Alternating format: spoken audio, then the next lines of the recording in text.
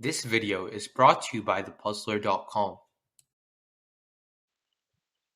Problem number 6 from the AMC 10A. Which expression is equal to this expression for a is less than 0? First thing I notice is I'm squaring a minus 1 and square rooting that. Whenever you do that, that's basically the same thing as taking the absolute value of the original expression that you were squaring. So this is equivalent to a minus 2 minus absolute value of a minus 1.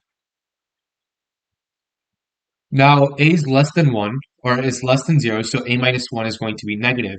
So this is the same thing as a minus 2 minus 1 minus a, which is the same thing as a minus 2 minus 1 plus a, which is the same thing as 2a minus 3. Now, a is less than 0, and then I'm subtracting some number from it, some positive number because I'm subtracting 3. So this is going to be negative. So this, we have to multiply by negative 1. So we get 3 minus 2a. So this is a. And we're done. Thank you for watching this video.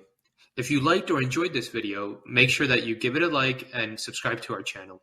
For more amazing content, you can check out thepuzzler.com.